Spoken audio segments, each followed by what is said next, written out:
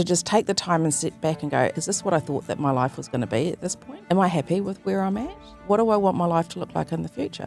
And it can be the pet gets sick, it can be the car crash, it can be the health issue, it can be the phone call from the parents that someone's passed away or someone's had this medical, and all of a sudden everything that you thought you had sorted can be challenged. If you've got a freehold home and you get the pension, then you can get by just. But there's a lot of people out there where the parents don't own a home or they've got a home with a really big mortgage. The number of people that I talk to that say, we want to prepare for our future because I don't want to end up in the same situation that my parents are in.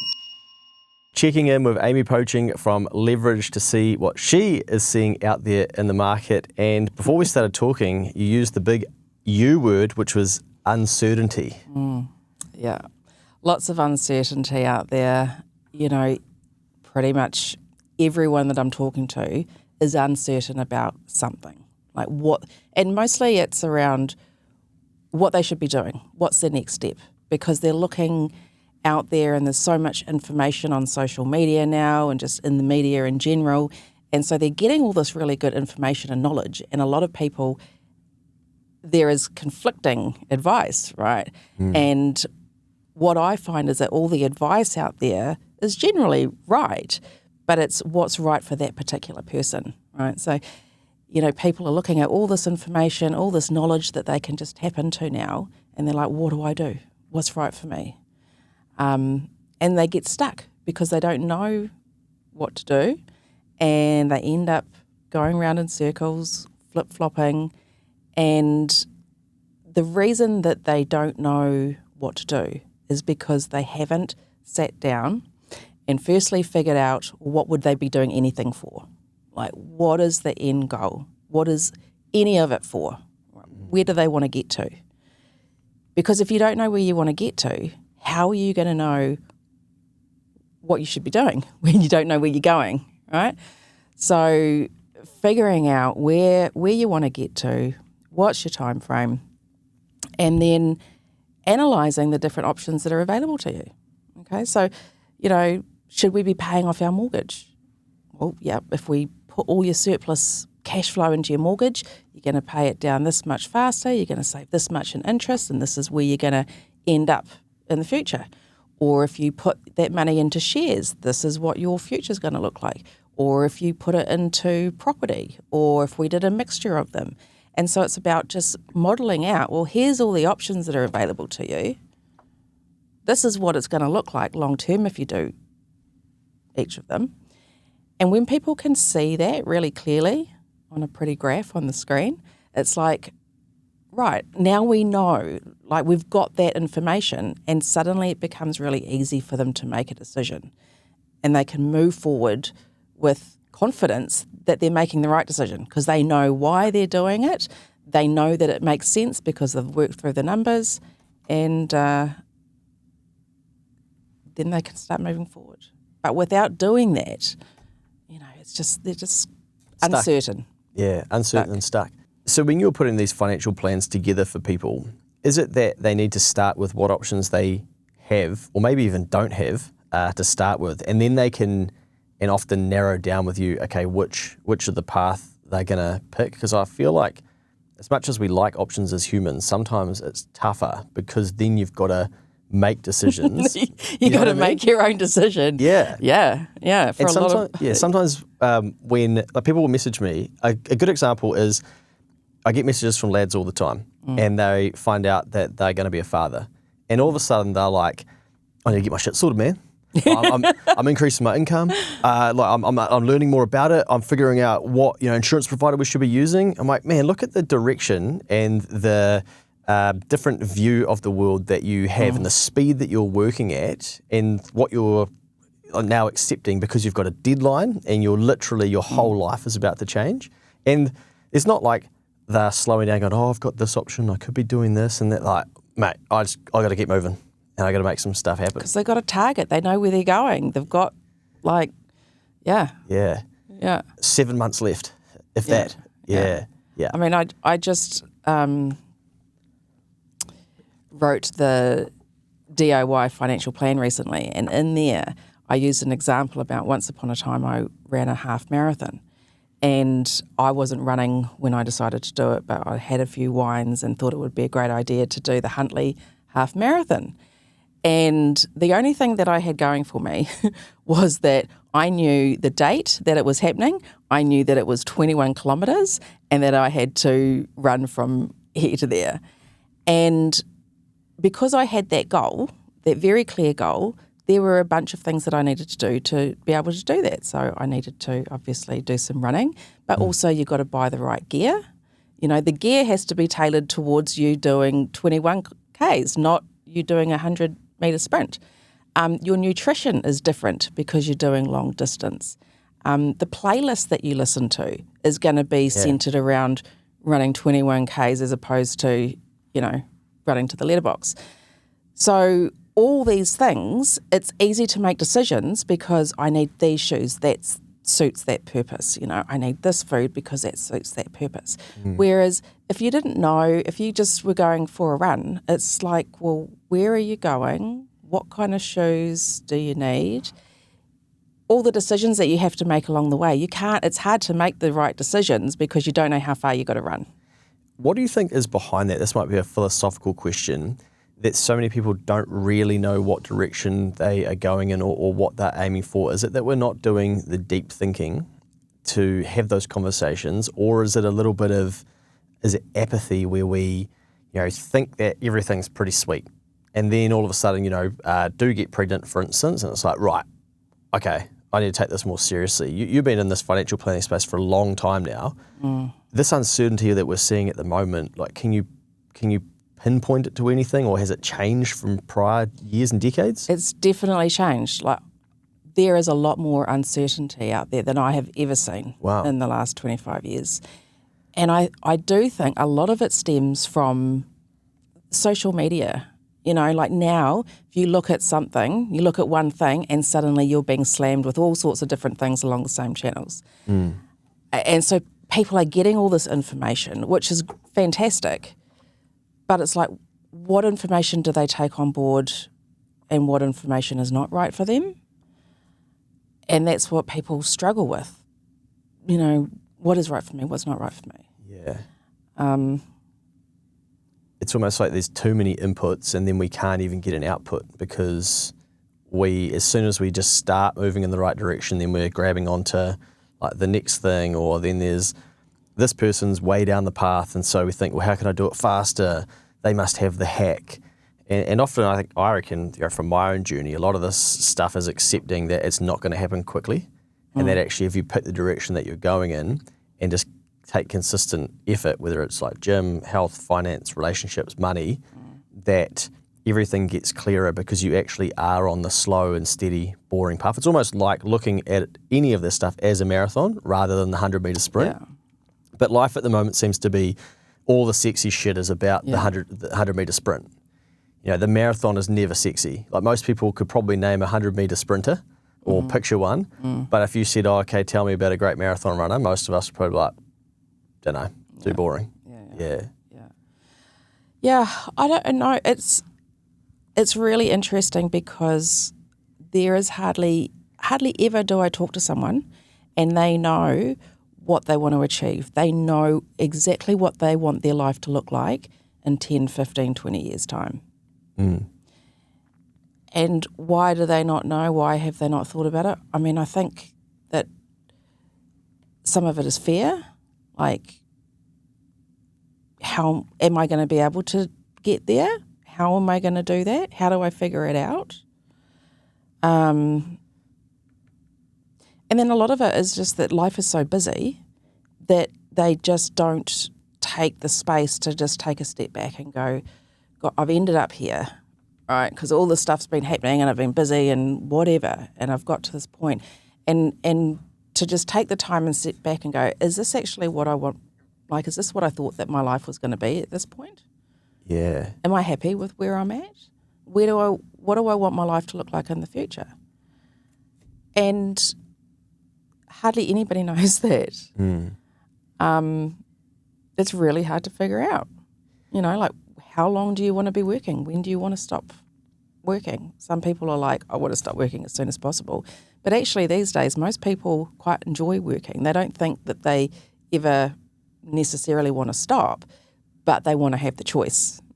Yeah. Right? It's about the choice and having options, having freedom, and that flexibility.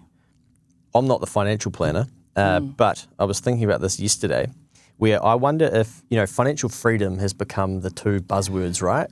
But if you ask anybody, what does that mean? They're normally like, what do you mean? But we're all aiming for financial freedom, but don't actually know what that means. So I challenged myself many years ago to think, what would I do if I was retired? And then some days I try to have my retirement days now to see if that's as exciting as I think that it may be. So I think my retirement, I often, talk about would look like I get up in the morning, I do a bit of reading, like see what's happening, go to the gym, do a PT session, come back, probably go to the cafe, have some good food, and then figure out the rest of the day from there. Yesterday I had no meetings on my calendar, and I went to the gym and I'm like pounding back home, like, right, I gotta carry on with the day like it's another work day. Then I was like, why don't I just go to the cafe now? And so I just stopped at the cafe, got salmon and eggs on toast, sit down, I'm like, right, retirement day, this is outstanding. Phone rings. Of course, and then I'm like, oh, hey, I'm actually in a meeting at the moment. Oh, hey, could you call me about this? So I know that the work is there, but I'm just going to have a couple of hours of retirement now. And I think it's kind of fun, like it gamifies it a little bit. But I reckon people are too obsessed with this kind of financial freedom, I don't want to be working, all of that. But even if you achieve that, what do you do on the other side of that? And we don't encourage people to think beyond that as well. Yeah. And maybe even try and taste it and see what it's like. Yeah. Well, 2 hours of retirement is very different to 24/7 over and over again. Yeah. Hence why I'm not a financial planner. But that's right. It's about, what do you want to achieve? Financial freedom. Okay, what does that mean to you? Yeah. What does that look like to you? And they think that they're clear because they want financial freedom. But when you ask them what that means to them, what that really looks like, oh, I'm not sure. I don't have to work, I can pay my bills. Okay. And then what are you going to do? So it's about when you think you want something, dig deeper. Every question, and give yourself an answer and then dig deeper on it. Nice. And if you keep digging until you can't dig anymore, that's when you get to the gold. That's when you get to what it's really about, what you really want. Well, every week I get people messaging me their questions, and like I just demonstrated, I'm not a financial planner because I've tried to retire for 2 hours, not 25 years yet. But this is something that you can help people with, and you came on the podcast earlier this year and we talked a little bit about this, and you were, let's say, inundated with people reaching out, wanting to have conversations with you and help them find some of that certainty, right? Can you, without getting too specific about the people, what are some of the themes that you noticed in those conversations and then what you went on to help them with? Oh, gosh, I mean, there's a wide variety. The one thing that I've got to say that everyone has in common is that they don't know what their next move is or should be. And they don't really know what the long-term goal is. But, and what, I haven't shared this with you before, but what's been really interesting for me is that I feel like I've been sitting in quite this unique position where I'm talking to all of these KTC listeners and I'm talking to them on the other side about their financial position. And you can see all the learnings that they've had from listening to Keep the Change over the years and how that changes their mindset and little things that they do compared to, someone else that hasn't had that exposure. And it's been really amazing to see and I haven't shared this with you, but the difference that you're actually making out there for people. And it's been really cool for me to see that. But in terms of what I have been doing with people, gosh, I mean,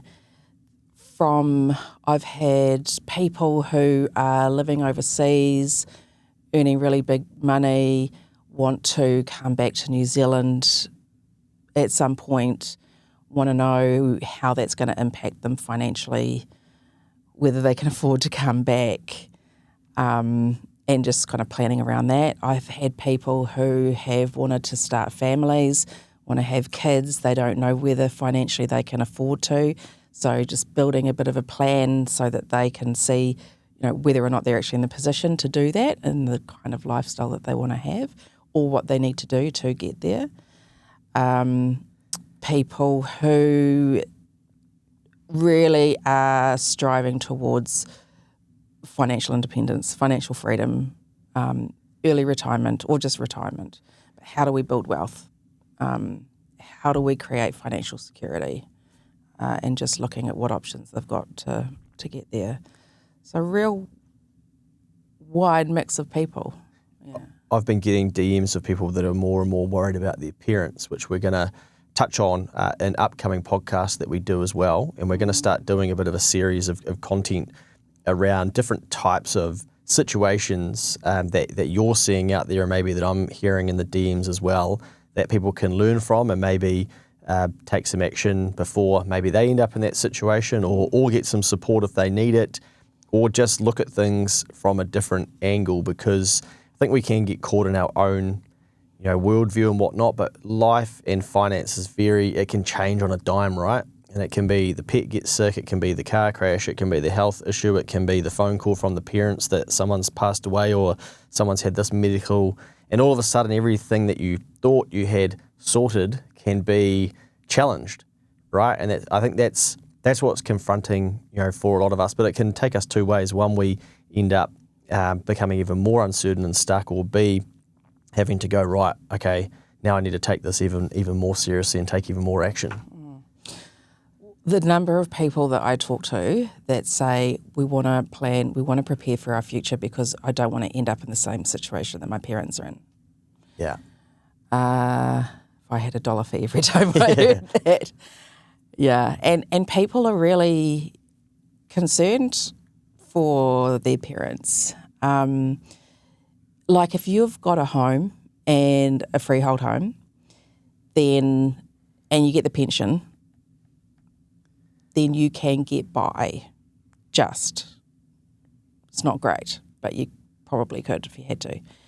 But there's a lot of people out there where the parents don't own a home or they've got a home with a really big mortgage and the kids are coming to see me because they want to plan for their future, but they know that they're going to need to or want to support their parents in some way.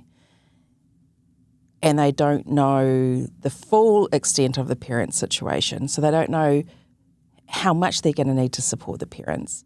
And so what it does is it limits their ability to plan for their own life because they're not really wanting to make any moves because they're concerned that if they do make some moves to improve their own life, then it's going to limit their ability to help their parents through retirement. If you can relate to that, drop a comment below. Getting in the Kiwi Saver fund that suits you and your situation is key to making sure you're maximising your investment. Generate are an award-winning Kiwi Saver provider with a track record of long-term performance, and they can help you do exactly this. Their advisors can meet with you to talk about all your options when it comes to Kiwi Saver to help you decide what's best for you. Too many people never get Kiwi Saver advice, but not you. Go to generatekiwisaver.co.nz/change to book a no obligation chat with a Generate advisor. A copy of the product disclosure statement is available at generatekiwisaver.co.nz. The issuer of the scheme is Generate Investment Management Limited, and of course, past performance does not guarantee future returns. So there's been a couple of instances recently where I've started working with a couple through their own financial plan, and we've got to the point where it's like we actually can't plan until we figure out your parents' situation. And so the kids have actually ended up paying for me to do a financial plan with the parents because we can't do anything until we figure out where the parents are at. Oh, wow. So they're trying to do their own planning and then then they've got to get you involved to help their parents plan so that they can actually get clearer on what is actually going to be possible for them. Yeah. So then I'm working through the planning process with the parents to see if they're going to be okay or if not, what's the shortfall. And then we know and then we go back to the kids, and it's like, okay, now we know if we need to have any allowance here, or if we do, how much the allowance is going to be. And now we can plan for their future, taking that into consideration. But without going through that piece, a lot of people are really feel stuck, feel concerned to do anything. And the other piece through that, which I feel like I'm seeing more and more of these days, and I'm not sure why, but it's communication around money. And I think communication around money's, always been a little bit hard. But so many couples that I see now, and these are couples that could be married, they could have been together for 10 or 15 years, and everything is separate. So they have, they might have their home, and they might have different shares in the home based on how much money they've put into it. And even people that are married and been together for 15 years and have kids together, and they've still got different shares and properties, and they have their own individual investments, and they have their own accounts, and they just put, they have these flat accounts, and they put money into the flat account for the joint things. And they don't really know what the other person is doing because one partner feels like it's just really hard to talk about money or doesn't want to talk about money. I even actually had a mate message me yesterday talking about how they were, the interest rates are coming down, but their partner who earns more than them saying, let's keep the repayments the same. And he's sort of saying, well, yeah, I was hoping for some financial breathing space because I don't earn as much. But I guess it comes back to, it's becoming probably more common to keep finances separate. Where maybe when I was growing up and a young fella, it was basically everything goes into the pot and from there. But there's no right or wrong, right? But if that's the situation where people are doing things separately, then you would think, well, in my head, growing up and being taught to communicate, that you would need to be talking about it more, because otherwise you're just going to end up resenting each other even more or finding it harder. Well, this is the problem, is that you start out, and particularly people where maybe it's their second marriage or like their second kind of long-term partnership or whatever. And so, those people kind of go into the relationship and they keep things separate. And it makes sense. That's the way you should do it, right, for a while until you get security around the relationship and you figure out where it's going. And then they just get stuck in that pattern and then they don't know how to get out of it. And what made sense starting out doesn't mean that it's going to make sense in 10 years' time, because things will change. And like you say, there's no right or wrong about this. But what I see sometimes is that, okay, so here's an example. If there's a couple that enter into a relationship and they're keeping everything separate, and then they've both got their careers that they're growing, and then they get pregnant and, she obviously takes time out to have child, and then there's child number 2 and maybe child number 3, and then they're still keeping everything separate, and then she goes back into the workforce, might be 5 or 10 years later, and then she's building her career, and he's so much further advanced because he didn't have that downtime. And if they're still keeping everything separate, then she might start to resent him, because it's like, well, we're working as a team. We're supposed to be a team, right? Yeah. And that's part of being in a relationship and being in a partnership, that you're a team. Just because, as an example, he's going out to work and she's at home with the kids, does that mean that he's working harder than she is? I think it's a lot easier to go out to work than it is to stay home with kids, but anyway. You've got lived experience, I don't. And so he starts to create more wealth than she does, and then he wants to do these things and she can't because she's not at the same level as him, because she's had all this time out. And so I think that, and all the while money is something that they've never spoken about. Yeah. So they've not been communicating about it. That's the key bit, right? Yeah. And so this just sort of carries on, and then it gets to a point that it's like just so hard to try to change. Yeah. How do we facilitate more of these convos then? Well, I think it starts with talking about money. Yeah. You know, like, I mean, I was fortunate that money was always a really big topic in my house. It was like pretty normal thing, good, bad, whatever. It was a topic that we spoke about. But for a lot of people, it's not, you know. And actually a client just a couple of days ago, I was talking to her and she was telling me about when she grew up, she had this belief that her parents were really diligent with money, they were really frugal, they were very conservative, they saved and paid off the mortgage and da-da-da. And it wasn't until she grew up and became an adult that she learnt that, actually they had this investment property and they had these like quite risky investments and things didn't always go well. And she learned all this new stuff about them that they had protected her from, sheltered her from. And looking back, she's like, because I grew up that way, it's actually shaped the way that I saw money. Whereas if I had have known the real story, things could be quite different for me. Yeah.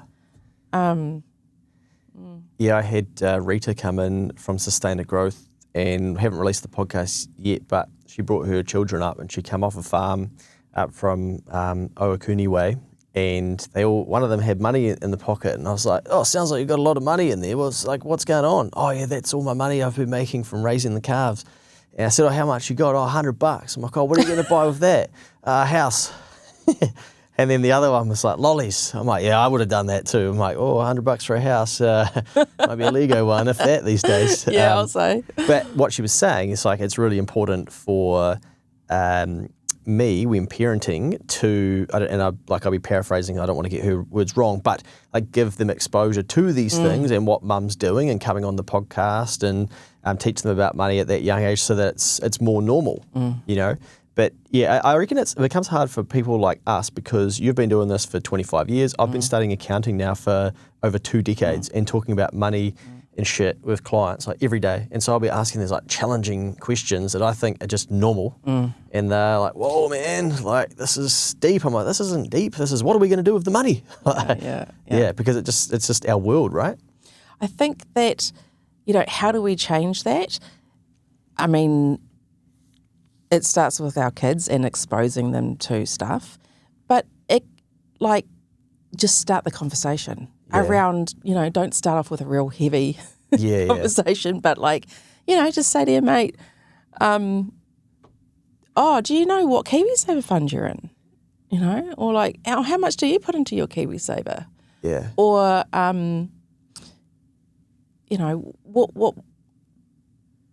what bank's got your mortgage, you know? Are they all right? Just like really light conversations that could lead to more conversations if that person is kind of willing.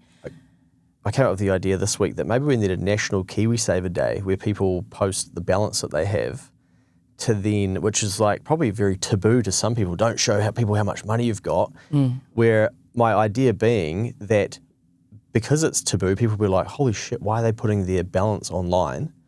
And maybe there's some things that I haven't thought about in that space as to how that could be dangerous.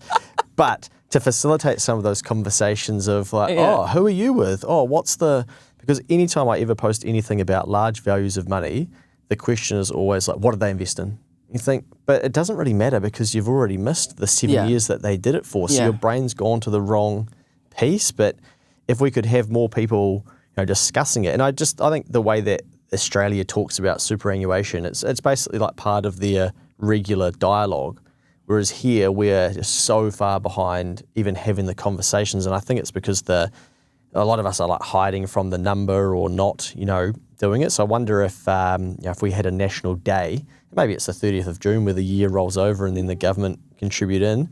It doesn't need to be a day off, you know, but just facilitating, or maybe like a national money day where it's normal to talk about money and have some of those combos. Oh, well. There's something we can Yes, start, right? yes, something to work on. Most Kiwi don't have a financial plan. They have a she'll be right, mate attitude. Amy from Leverage is helping KTC listeners change that. If you're needing direction, clarity, or wondering what your next financial move should be, then book a call with Amy or download her free DIY financial plan to freedom. To do that, visit financialplan.co.nz. Because what I was going to come to and what I see often all the time in that space about like the woman resenting the man is that they're like, yeah, and look how much he's got in KiwiSaver compared to me.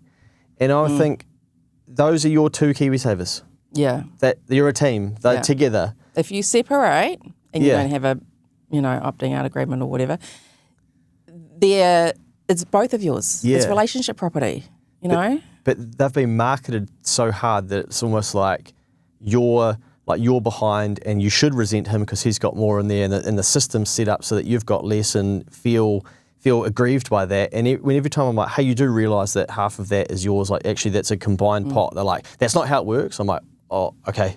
Sorry, I wasn't aware how it did work. But equally on the other side, then I've had a client who lived through that example and was that example you were talking about, and then they didn't understand that. So then they had all this financial security in their KiwiSaver, and then when they separated, they're like, shit, I've had to drain my KiwiSaver to pay out my other half, and work through that process and understand that actually half of that is not mine. And so now I've got to be like mindful about their whole financial picture had changed, I guess, is the point that I'm getting at. So I just think this like whole man get angry at the woman and vice versa and shit, like it's not setting anybody up to like for us to have better conversations, because a lot of it's like defensive and divisive rather than like, oh yeah, we are a team.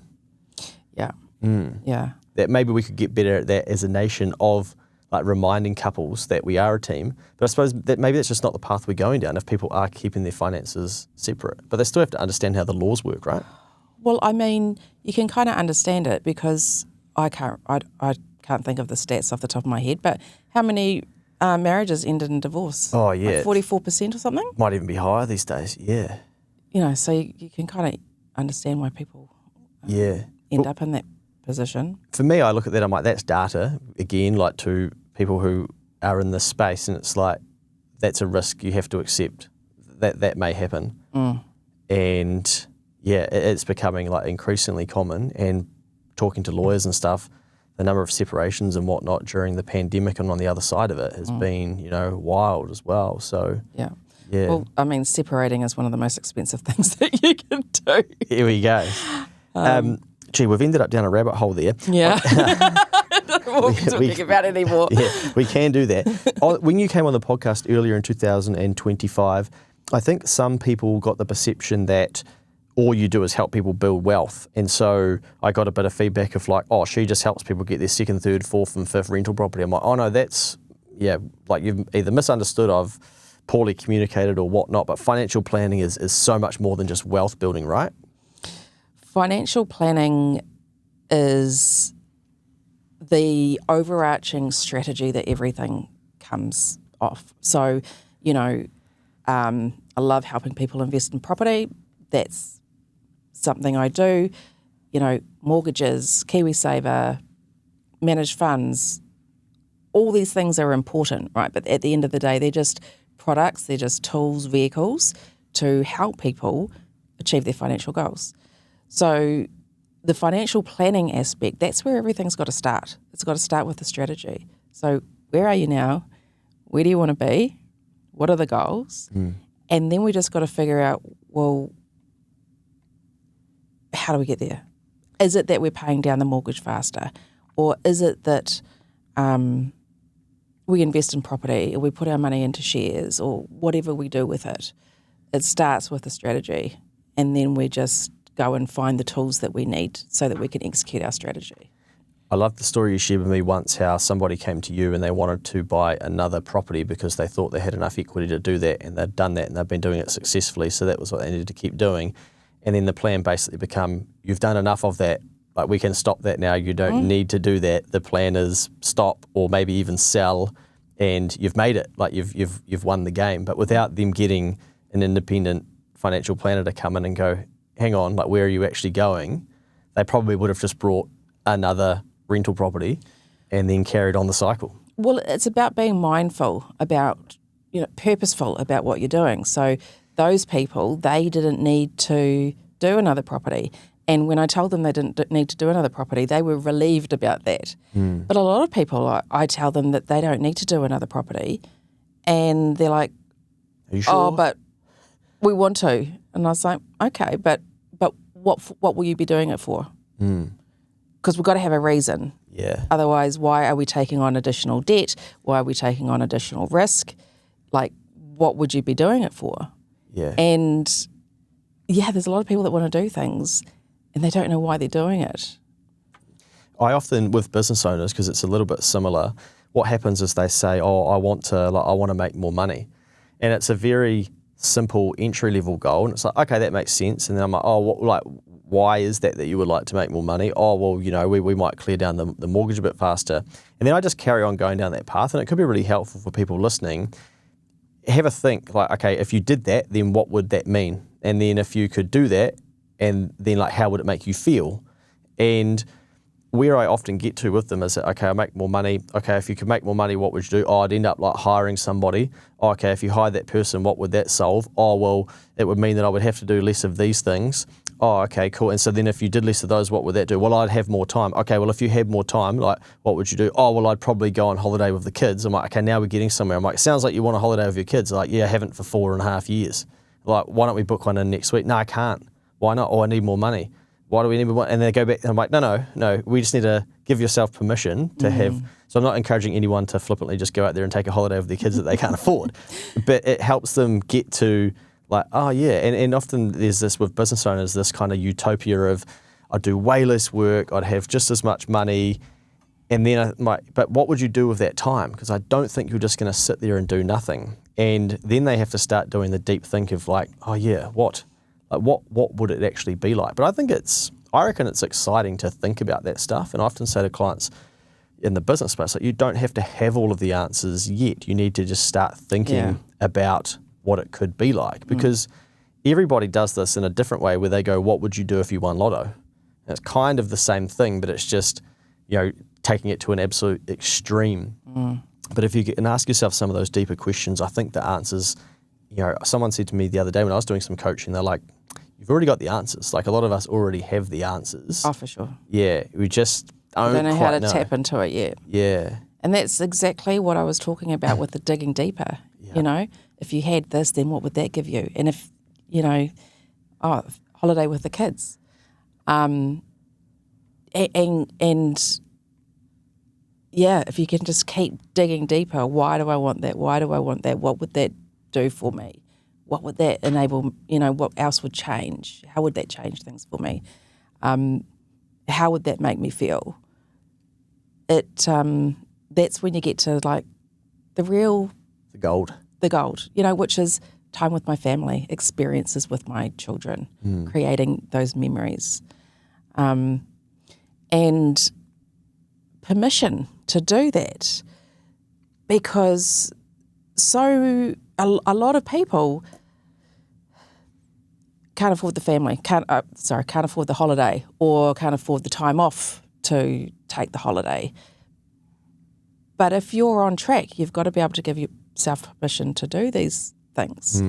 And often when I'm working with clients and they can see, okay, we're actually doing all right, we're actually on track to where we need to be, and the feedback that I get is that's now enabling me to do things that I wouldn't have done otherwise, because I thought that I needed to keep saving. I thought that I needed to keep doing this. And, yes, we will do that, but it's okay for me to spend a bit of money going on a holiday with the family once a year. Yeah. They feel confident of doing some things, which is great, because the number of times that I hear people say, when they get to retirement, and it's like all their lives they've been just stacking away, paying off the mortgage for their retirement, and then they get there and it's like, oh, fuck, we've run out of time. We've run out of Yeah, health. health, I wish yeah. I had have done these things sooner. Like, oh my gosh, I wish I had have done these things sooner. It's about finding that balance so that you know you're going to be financially secure in the future. You know you're going to be okay. But then we've got to enjoy the journey as well because, you know, for none of us, tomorrow's not promised. Yeah. So it's just getting that balance right. I feel like Kiwi people really lack confidence to make some of these decisions too, and I do wonder if part of it is that we've kind of, like, this is my own opinion, sort of like raised people in New Zealand on a belief that it's like a country of not quite enough, and there's not heaps of abundance teaching, and so then we're so scared to invest money, to take risk, because we still haven't taught people, you know, that you can make it back. And so we're so scared to let go of it. And so therefore the indecision creeps in because we just think, well, once I spend that money on that holiday or once I, you know, invest that money, I might never get it again. And so then we, like, I better just, you know, hold on to it. But then the government come along and just print all this debt and put it into the system and wash it through. And it's like, where did all that money come from? But just teaching more people that you can, like, you could rebuild it, you know, it can be done. You can rebuild it, and it's okay to do some fun things along the way. Yeah. You know, we've got to do that.